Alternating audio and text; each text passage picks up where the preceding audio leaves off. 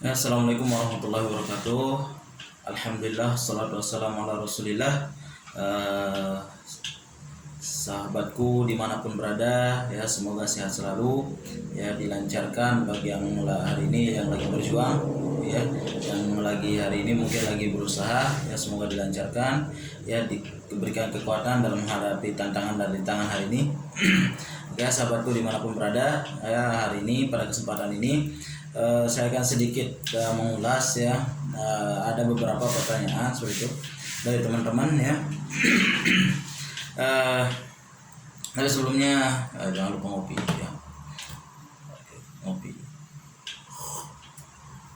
Nah selalu ditemani dengan secangkir kopi hangat ya. Dan santuy bahasanya. Ya, pada kesempatan kali ini terkait dengan etos kerja sudah, dan sebenarnya ini harus dimiliki oleh setiap orang ya yang lagi menjalankan apapun usaha ya, tapi selama hal itu dalam kategori positif ya, artinya tidak melanggar hukum yang ada sudah ya, baik norma agama, norma adat, dan norma-norma yang lain ya, karena ini harus dimiliki oleh setiap orang ya yang ingin istilahnya yang ingin berusaha dan yang lagi berbisnis seperti itu ya. Oke, langsung aja ya, nggak usah lama-lama. Di sini kita kenal namanya Formula 4 ya. Apa sih Formula 4? Jadi Formula 4 ini adalah rumusan ya cara kerja, etika bekerja secara baik dan benar. Oke ya. Oh ya lupa ya, tapi sebelumnya jangan lupa ya untuk teman-teman yang belum subscribe, jangan lupa subscribe channel ini ya, komen dan share ya. Nah, biar kita berkembang ya. Nah, mudah-mudahan dengan ada manfaat ya, baik sedikit banyaknya lah ya. Mudah-mudahan berguna seperti ya bagi teman-teman di luar sana. Oke ya, langsung aja. Yang pertama yang harus kita miliki adalah workful day ya. Oke, kita tahu sendiri ini workful day memang bukan bahasa Indonesia sebenarnya ya. Jadi workful day ini adalah kalau bahasa Indonesianya bekerja seharian penuh ya. Apa sih maksudnya bekerja seharian penuh? Jadi bukan 24 jam harus bekerja, tidak ya. Jadi bekerja seharian penuh. Jadi kita artinya apa? Memanfaatkan waktu yang ada ya. Nah, sedangkan yang 24 jam ya itu sudah dibagi ya seperti itu ya. Ada 8 jam untuk istirahat ya, ada 8 jam untuk mungkin untuk main-main seperti ya, dan ada 8 jam juga untuk kita bekerja ya. Nah, ini yang namanya maksimal ya, memaksimalkan waktu kerja. Oke, artinya apa? Jadi workful day ini adalah bekerja secara penuh, artinya itu tadi memaksimalkan waktu kerja ya, dan mengurangi waktu kita untuk istirahat. Nah, ini ya, artinya apa? Jadi contoh ya, hari ini saya punya waktu kerja anggaplah 5 jam untuk hari ini. Berarti bagaimana caranya kita memaksimalkan waktu tersebut ya. Jangan sampai kita kebanyakan di situ, kita kebanyakan istirahat ya. Karena ingat ya, namanya kita memaksimalkan waktu kerja, berarti tidak ada celah untuk kita main-main ya. Mungkin ada celah kita untuk istirahat, tapi bukan untuk main-main seperti ya. Karena pada saat itulah, pada saat kita lagi bekerja, pada saat kita lagi fokus untuk tujuan kita, nah di situ kita main-main yang akan buyar fokusnya kita seperti itu ya. Jadi di situ bagaimana cara kita memaksimalkan waktu yang ada, yang sudah mungkin ditentukan, yang mungkin sudah diberikan seperti itu ya, atau yang mungkin sudah kita buat dalam diri kita. Oh ya, saya hari ini mau kerja 5 jam ya. Berarti artinya apa ya? Berarti gimana caranya 5 jam ini harus kita betul-betul maksimalkan. Jangan sampai kita mengerjakan yang lain. Kadang-kadang banyak. Oke lah, terlepas mungkin kita lagi isoma ya, istirahat, sholat, makan ya. Nah, itu sebagai jeda ya. Di situ boleh kita istirahat, tapi bukan untuk main-main ya. Bisa jadi di situ mungkin kita tambah berdoa ya, bisa jadi mungkin di situ kita refreshing, kita punya pikiran ya, mungkin dengan hal-hal positif ya. Contoh, kita ingat lagi ya, kembali lagi ke motivasi. Oh ya, kenapa kok saya belum mencapai ini ya. Contoh, saya punya goal hari ini ya, belum tercapai. Contoh, kita mulai anggaplah dari pagi. Berarti kalau 5 jam, berarti kalau kita mulai dari anggap jam 9 atau jam 10, 11, 12, 1, 2, berarti minimal lah 2 jam. Minimal kalau 10, 11. Nah, itulah pokoknya itulah. Nah, cukup untuk istirahatnya kita ini istirahat, sholat, makan ya. Nah, kayak kita tuh makan siang lah sebagai istirahatnya, atau sholat seperti itu ya. Artinya apa? Jadi begitu teman-teman ya. Jadi memaksimalkan waktu kerja itu maksudnya work full day ya, bukan bekerja 24 jam, bukan ya. Work full day ini artinya memaksimalkan waktu kerja ya. Terus yang di situ apa pentingnya kalau kita memaksimalkan waktu kerja ya. Jadi memang ya seperti ada beberapa orang kata bijak seperti ya, orang bijak mengatakan waktu ini memang Allah itu berikan gratis ya.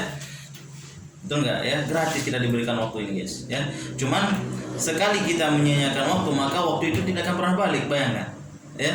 Makanya tidak salah ya, ada orang Inggris bilang time is money ya, waktu adalah uang ya. Artinya apa? Berarti 1 detik saja kalau kita menyia-nyiakan waktu, berarti kita sudah ibaratnya sudah kehilangan uang ya, seperti itu. Ada juga yang bilang ya, pepatah Arab bilang apa, al waktu kasyaib ya, al waktu seperti intinya waktu seperti pedang. Ini tambah parah lagi kan, seperti itu ya. Ada 1 detik aja kalau kita sia-siakan waktu itu, maka siap-siap kita akan terpotong kena pedang ya, makanya kita akan terbunuh. Artinya apa? Jangan sampai kita menyia-nyiakan waktu ya. Bahkan dalam dalam Al-Quran sendiri kan dijelaskan ya, demi masa demi waktu ya. Wal asri innal insana lafi khusr. Jadi sesungguhnya manusia memang benar-benar dalam keadaan merugi ya. Dan ini waktu ini sebagai luar biasa sebenarnya. Sampai Allah pun sudah menyatakan di Al-Quran, manusia ini memang dalam keadaan merugi. Nah, seperti itu ya. Ya, cuman di sini ada pengecualian ya. Kecuali bagi orang yang beriman ya. Apakah cukup dengan beriman? Tidak ya. Dan berbuat amal soleh dan saling ya, dan seterusnya ya. Artinya apa? Jadi waktu ini kita tidak akan menjadi orang yang merugi kalau kita memanfaatkan waktu itu dengan pertama kita harus yakin ya. Artinya yakin berarti kita harus mengingat ya, ada yang maha segala-galanya. Itu yang pertama, kalau kita nggak mau rugi. Terus yang kedua, kita harus melakukan hal-hal yang positif seperti itu ya. Contoh memberikan manfaat ke orang ya. Apalagi teman-teman yang lagi berusaha ya, yang mungkin lagi ya, kalau kita bilang di sini pitching lah ya. Yakinkan pada diri kita kalau kita ke lapangan ya, itu kita mau memberikan informasi gembira ya, kita mau memberikan kabar gembira untuk customer kita ya, betul nggak? Contoh hari ini ya, seperti di kantor saya di sini, kita medianya ya, ada produknya kesehatan. Nah ini harus kita yakinkan ya, kalau kita betul-betul memberikan kabar gembira kepada customer kita di lapangan mengenai apa ya, mengenai kesehatan. Karena ingat ya, harta yang paling kata ada salah satu ustaz ya yang pernah saya lihat di YouTube juga seperti ya, harta yang paling tinggi ya itu adalah sehat. Keren kan ya. Harta yang paling rendah adalah uang.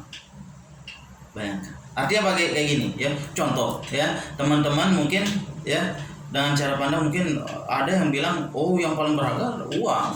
Oke, jadi itu bebas ya, demokrasi. Artinya gini teman-teman ya. Jadi contoh, kita anggaplah punya uang 200 juta contoh ya, kita punya uang 200 juta ya, tapi keadaan kesehatan kita tidak baik ya, maksudnya kita lagi sakit ya. Artinya apa ya, pasti otomatis ya uang itu pasti kita akan pakai berobat.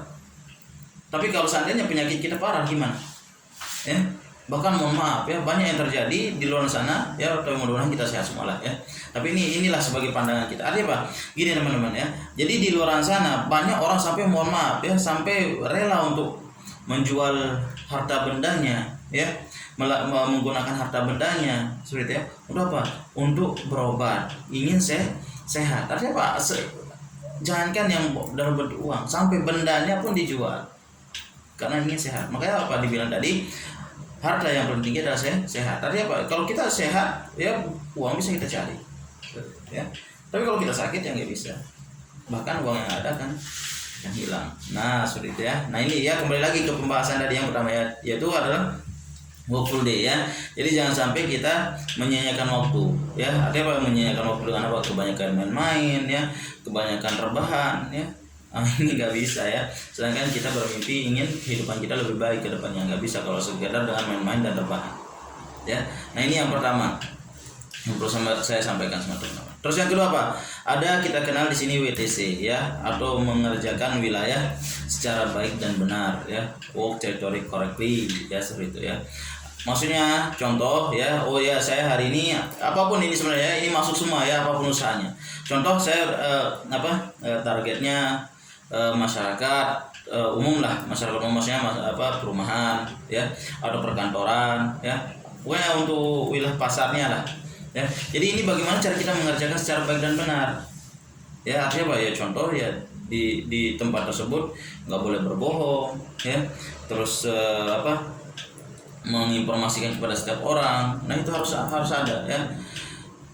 Dan terutama di sini juga menunjang sekali ya penampilannya, ingat dress for success ya. Nah jangan sampai teman-teman nanti ke lapangan ya penampilan amburadul ya, siapa yang mau meresponnya seperti itu ya.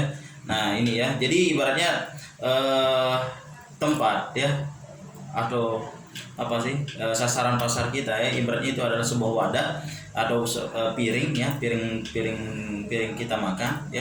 Jadi ya kalau kita mau makan enak ya, berarti kita harus jaga biar bersih, kita bersih piring kita, wadah itu, betul nggak ya. Tapi kalau sekali kita mengotorkan piring tersebut ya gimana ya, kita juga nggak bahkan kita nggak juga kadang-kadang mungkin nggak mau makan karena apa ya, piringnya kotor ya. Nah inilah betul-betul sekali ya, teman-teman harus menjaga ya target pasar atau pasar tujuannya ya, atau teritori atau teritorinya atau apa istilahnya ya. Nah, harus teman-teman jaga ya. Dan cara kayak gimana ya, dari pertama nggak boleh berbohong, terus yang kedua memberikan informasi kepada setiap orang ya. Terus ada yang ketiga ya, yang ketiga ini adalah hukum rata-rata ya, paham ya. Jadi hukum rata-rata ini seperti kita tahu ya, bunyinya sederhana sekali ya. Dia semakin banyak kata tidak, semakin dekat dengan kata iya. Nah ini ya, artinya semakin banyak penolakan ya, berarti itu sebenarnya semakin mendekati dengan kata iya ya. Jadi asasnya sederhana ya, artinya apa? Jadi kita sebuah wilayah ya, jadi yang kita harus cari sebenarnya penolakannya dulu. Dari penolakan itu kita tahu, oh ternyata di sini permasalahannya. Kan berarti mendekati kata iya. Setelah kita tak bisa menyelesaikan masalah, otomatis yang tadinya bilang tidak atau yang tadi menolak pasti akan berubah pikiran ya. Jadi kata iya ya. Coba kita belajar dari contoh ya, kalau teman-teman mungkin pernah naik bis ya, atau naik kereta api ya, atau naik kapal laut ya. Kalau pesawat nggak ada masalahnya ya. Oke ya, ada contoh kalau kita naik bis ya, ada banyak pedagang asongan ya.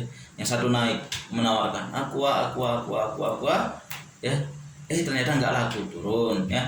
Yang satunya naik lagi aqua nggak laku juga, nggak ada yang pesan, turun ya. Satunya akhirnya orang yang ketiga naik ya, menawarkan lagi aqua ternyata ada yang pesan ya. Akhirnya aquanya tadi yang ditawarkan laku. Artinya di sini apa? Ingat ya, dengan barang yang sama di dalam waktu yang berbeda akan menimbulkan pemikiran berbeda ya. Barang sama dalam waktu yang berbeda akan menimbulkan pemikiran berbeda. Artinya bisa jadi hari ini ya, kita ke sebuah tempat ya, tempat kita melakukan aktivitas kita untuk berwirausaha hasilnya menjalankan bisnis kita. Mungkin hari itu kita belum menemukan hasil yang maksimal ya, tapi karena kita sudah jujur ya, kita sudah menginformasikan kepada setiap orang ya, artinya apa ya, ada rasa penasarannya seperti itu. Betul nggak ini, benar nggak ini, artinya mereka butuh penjelasan lagi. Kita datang lagi ternyata di situ ya kita bisa mendapatkan hasil maksimal. Inilah maksudnya WTC ya. Oke, baru yang inilah maksudnya hukum rata-rata tadi. Kalau WTC sudah ya, hukum rata-rata artinya semakin sering kita ditolak, berarti artinya semakin mendekati kata iya. Jadi jangan teman-teman pada saat banyak penolakan teman-teman ngeluh ya, atau teman-teman tidak semangat lagi, nggak boleh kayak gitu ya. Semangat itu harus tetap ada dalam diri kita sendiri.